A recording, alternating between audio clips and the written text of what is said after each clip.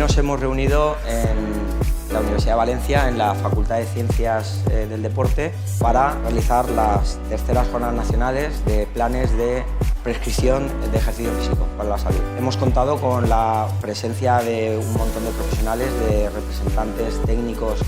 de 8 comunidades autónomas, para que pongamos en común, como digo, problemáticas y estrategias de mejora que sobre todo nos sirvan en la continuación del desarrollo del programa en movimiento.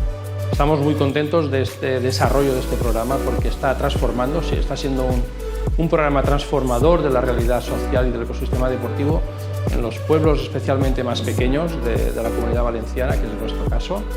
y la universidad está proveyendo de personal cualificado y formado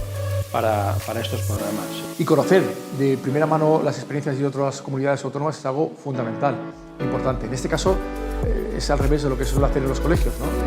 Aquí queremos copiar lo bueno que hacen otras comunidades y otros programas para poder implantarlo aquí y a la vez dar a conocer lo que estamos haciendo aquí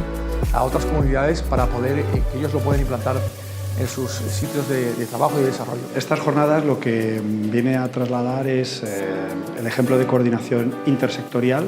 dentro del plan de prescripción de actividad física, financiado con fondos europeos, y donde se pretende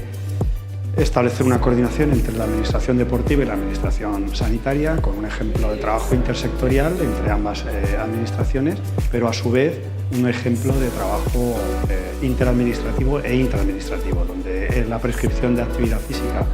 pues llegue a los pequeños municipios,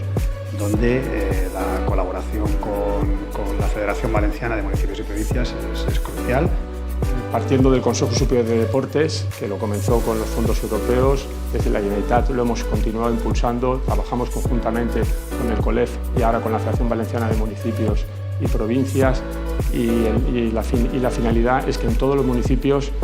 tengan una posibilidad de hacer deporte de una manera segura y dirigida por un profesional. En definitiva, es un programa que alinea muy bien, en este caso, el trabajo de deportes con la Consellería de Sanidad.